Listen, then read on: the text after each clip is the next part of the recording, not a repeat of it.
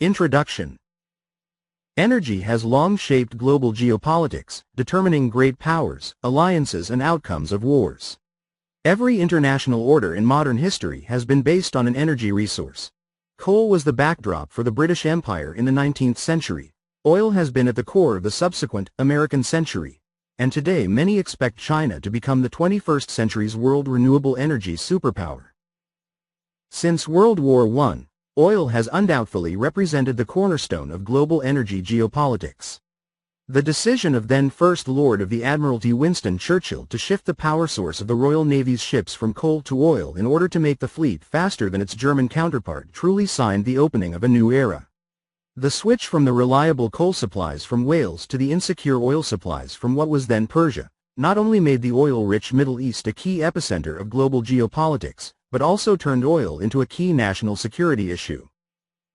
Since the early 20th century, control of oil resources played a central role in several wars. This was, for instance, the case of the 1967–1970 Biafran War, the 1980–1988 Iran-Iraq War, the 1990–1991 Gulf War, the 2003–2011 Iraq War and of the conflict in the Niger Delta ongoing since 2004. The second half of the 20th century also saw increasing tensions between oil-producing and oil-consuming countries, which in two cases erupted in major oil crises. In September 1960, the Organization of Petroleum Exporting Countries, OPEC, was established in Baghdad, with the participation of 5 member countries: Saudi Arabia, Iraq, Iran, Kuwait and Venezuela. The original aim of OPEC was to prevent its members from lowering the price of oil by coordinating their production and export policies. During the 1970s, some of OPEC members also had the aim of nationalizing their petroleum resources to preserve sovereignty. The geopolitical role of OPECs became clear as the Arab-Israeli War, also known as Yom Kippur War, erupted in October 1973. Arab members of OPEC imposed an embargo against the United States, the Netherlands, Portugal and South Africa in retaliation of their support to Israel. A ban of oil exports to the targeted countries as well as oil production cuts was introduced by OPEC. This resulted in a sharp rise in oil prices and in severe oil shortages and spiraling inflation across the West.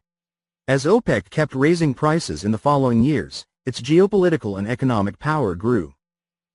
In the aftermath of the 1973 oil crisis, and upon proposal of then U.S. Secretary of State Henry Kissinger, the IEA was established in November 1974 as a platform for oil-importing countries in the West to coordinate a shared response to major disruptions in the supply of oil.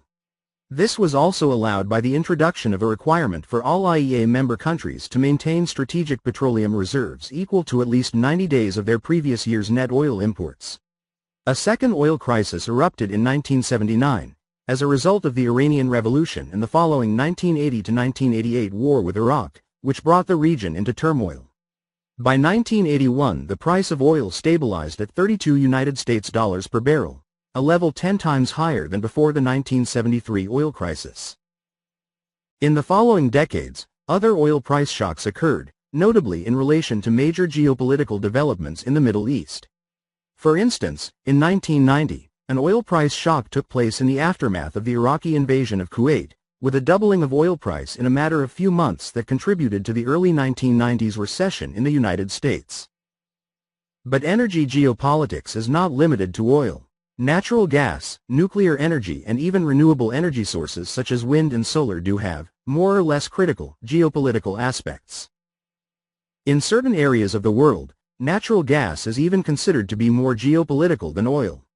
This certainly is the case of Europe, where natural gas markets have been developed since the 1960s on the basis of large pipeline infrastructures connecting key suppliers such as Russia and Norway to European consumers. This situation has led to an over-reliance of Europe on few major suppliers. Natural gas imports from Russia indeed continue to provide a third of Europe's total natural gas supply mix.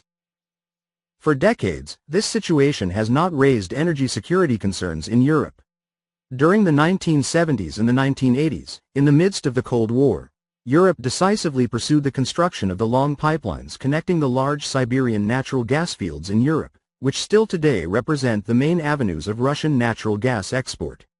Europe pursued these projects notwithstanding the strong opposition of the Reagan administration, which even sanctioned German and French companies engaged in the construction of the Brotherhood pipeline, which still today represents the major natural gas supply route to Europe.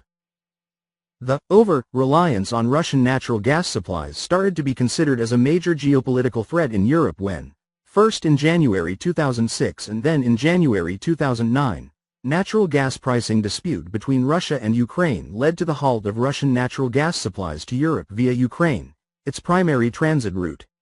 This generated economic damages for Europe, notably in southeastern European countries heavily dependent on Russian natural gas for both electricity generation and residential heating. Europe responded to these natural gas crises by adopting an energy security strategy mainly focused on reducing its dependency on Russian natural gas supply. In the midst of the 2014 Ukraine crisis, concerns about a potential politically motivated disruption of all European natural gas supplies from Russia lifted again this issue to the top of the European agenda, leading to renewed efforts to lower the European dependency on Russian natural gas supply under the umbrella of the European Union, EU's Energy Union initiative.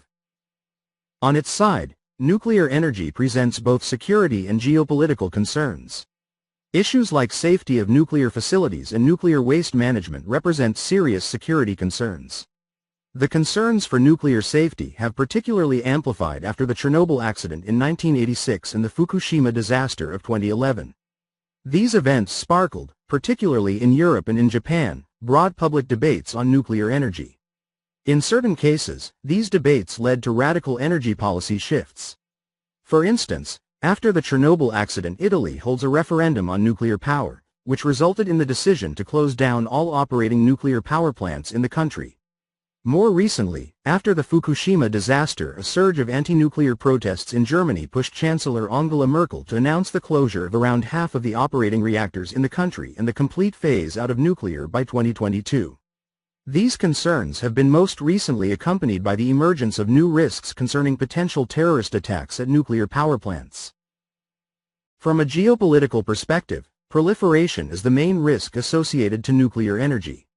Elements of the nuclear fuel cycle can, in fact, be used to develop nuclear weapons, either through uranium enrichment or through reprocessing, i.e. the separation of plutonium from the highly radioactive spent fuel. It was precisely the close link between the civil and military use of nuclear energy that led to the establishment in 1957 of the International Atomic Energy Agency, IAEA, a United Nations organization tasked with promoting the peaceful use of nuclear energy.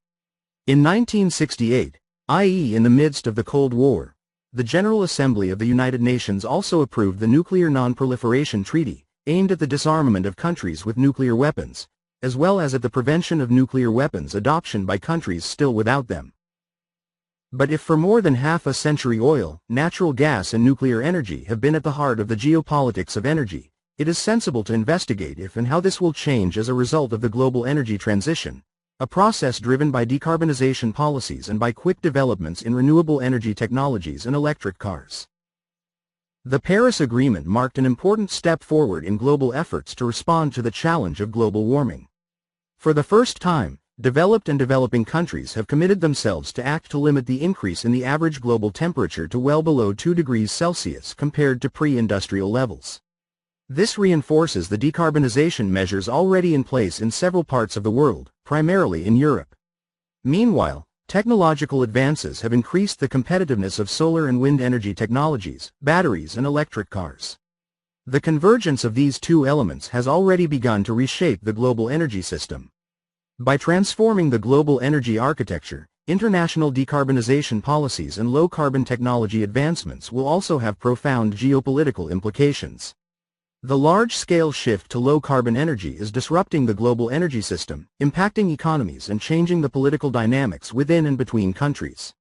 But what will be the consequences of these developments on the geopolitics of energy? As far as energy importing countries are concerned, the consequences will certainly be positive. In these cases, as imports of oil and natural gas will decrease, both their national energy bill and the associated geopolitical risks will decrease. Countries that are able to innovate more in renewables, batteries and electric cars will also be able to reap the industrial and economic benefits of this transition, generating jobs and economic growth. But, of course, the energy transition will also see the emergence of new geopolitical challenges. Firstly, the global energy transition represents a challenge for oil and gas-producing countries, and, in particular, for those with a less diversified economy more dependent on oil revenues. This is the case for many countries in the Middle East and North Africa which, despite the adoption of elaborate strategies for economic diversification, have not really made much progress in this direction. If the global energy transition were to take place more quickly than expected, and if these countries were to remain unprepared, the consequences could be serious from both the socio-economic and geopolitical points of view. Secondly, the spread of renewable energies will increase electrification and stimulate cross-border trade in electricity. Energy sources such as solar and wind require flexible energy systems that can cope with the variability of weather conditions. Smart electricity grids will, therefore, play an increasingly important role in mitigating this variability and ensuring system stability. The digitization of electricity grids clearly presents security risks, as terrorist groups or hostile countries could seek to either enter the systems to extrapolate information, or to disrupt them to cause economic and social damages. Thirdly, it is important to stress that the rapid development of wind and solar energy, together with that of electric cars, raises concerns about the security of supply of the minerals needed to manufacture them. These concerns have also developed following events such as those of 2008, when China imposed a limit on the supply of rare earths, of which it holds a large part of the global production, to foreign buyers, leading to panic in the markets and a very rapid increase in prices. Another case was the cobalt crisis of 1978, following the outbreak of a conflict in the province of Katanga, the heart of world mineral extraction, in what was then called Zaire. The crisis caused a global shortage of cobalt, driving the international price of the mineral to the sky. It is clear that if something like this were to happen in the future, the consequences for the production of electric cars would be important. Cobalt is, in fact, a key component of their batteries. These are just examples of how the minerals at the heart of the energy transition will carry their own geopolitical risks, just as oil and natural gas have had theirs. The global energy transition will not, therefore, lead to the end of the geopolitics of energy, but rather to its transformation. On the one hand, it might strengthen the energy security of most of the countries currently importing oil and natural gas, promoting job creation and economic growth in those who will be able to seize the industrial opportunities of this development. On the other hand, it might create elements of instability in oil and gas exporting countries, which might have to reinvent themselves to keep developing in the new energy era, and new security risks linked to electricity grids and minerals. This book seeks to provide a comprehensive analysis of the geopolitical aspects of the global energy transition, from both regional and thematic perspectives. The first part of the book provides a set of regional insights, aimed at analyzing the geopolitical implications of the global energy transition in the world's main energy-producing and energy-consuming regions. The second part of the book provides in-depth focuses on selected issues, spanning from the geopolitics of renewable energy to the mineral foundations of the global energy transformation, up to the governance issues related to the changing global energy order. In chapter The Global Energy Transition, a review of the existing literature, Hafner and Tagliapietra present an overview of the existing literature in the field, which surprisingly remains fragmented. This should represent for the reader a useful summary to the state-of-the-art of knowledge in the field, and therefore a useful starting point for the book. In chapter The European Union and the Energy Transition, L. Mazega and Matthew discuss the European Union and the energy transition by looking at the key strategic energy and climate policy issues facing the next 5 years, also elaborating on how the EU energy and climate policies may be shaped, and what are their global implications. In chapter U.S. Clean Energy Transition and Implications for Geopolitics, Ilkind tackles the U.S. clean energy transition and its geopolitical implications. It argues that in a time of complicated geopolitics, the country's global standing will be materially affected by the way it will manage energy and climate issues, as will its ability to work with international partners on other global challenges. In chapter China, the climate leader and villain, Meaden analyzes how China's emergence as a global economic power and energy consumer has shaped global energy production and trade flows. It argues that while China was a technology follower in the fossil fuel world, in the energy transition it is likely to play a vastly different role, at the forefront of global innovation and projected towards a global clean technology leadership. In chapter Implications of the Global Energy Transition on Russia, Henderson and Matrova discuss the implications of the global energy transition on Russia, arguing that this poses an existential threat for all the key Russian stakeholders, challenging the very sustainability of the economic and political system in the country and therefore requiring a new strategy for the energy sector development. In Chapter A Fine Balance, the geopolitics of the global energy transition in MENA, Mills analyzes the impacts of the global energy transition on the Middle East and North Africa, MENA, region, the cornerstone of global oil and gas production. It argues that while regional countries are, to different degrees, implementing policies to diversify their economies, regional unrest and conflict, climate change and geopolitical competition between the US, Russia, China and other local and international powers complicate the diplomacy and energy security challenges of the MENA energy transition. In chapter addressing Africa's energy dilemma, Pastelli discusses how the ongoing low-carbon energy transformation could reshape geopolitics within Africa and between the continent and the rest of the world. It analyzes the drivers and modalities of Africa's alleged shift to finally explore geopolitical dynamics, questioning whether Africa is still the locus for the global supply of natural resources, introducing patterns of engagement between Africa and international, regional actors, and finally presenting the socio-economic implications of the shift. In chapter Technologies for the Global Energy Transition, Hafner and Nosen highlight the main strengths and weaknesses of the current technologies for the global energy transition, to help the reader in understanding which are the main opportunities and challenges related to the development and deployment of each of them. The chapter also provides strategies and policy recommendations from a technology point of view on how to decarbonize the global energy systems by mid-century and of the necessity to take a systems approach. In chapter Policy and Regulation of Energy Transition, Dashkevich discusses the role of policies and regulations in fostering the energy transition. It looks at the different types of policies that have been effective in delivering these goals and provides examples for the way forward. In chapter The Global Energy Transition, a review of the existing literature, Dell'Aquila, Azzori and Raluca Stroh provide a comparative analysis of how China and the UK have implemented policies transitioning away from fossil fuels to renewable energy, discussing the commonalities and differences of the two approaches. In chapter Financing the Sustainable Energy Transition, Van de Putte, Campbell-Holt and Littlejohn discuss the financing aspects of the global energy transition. They argue that there is also a role for governments in developing countries to develop their capital markets and gradually internalize the direct and indirect subsidies from which the fossil fuel industry derives an unfair advantage. Only when these various change factors come together will it be possible to scale the sustainable energy transition.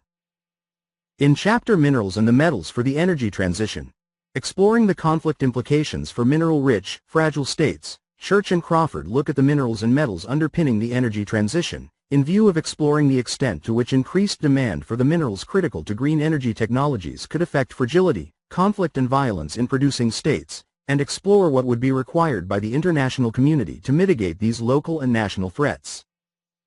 In chapter The Impacts of the Energy Transition on Growth and Income Distribution, Luciani discusses the impacts of the energy transition on growth and income distribution, claiming that if we want to make progress with the energy transition, it is necessary to acknowledge its cost and seek agreements on the division of the burden.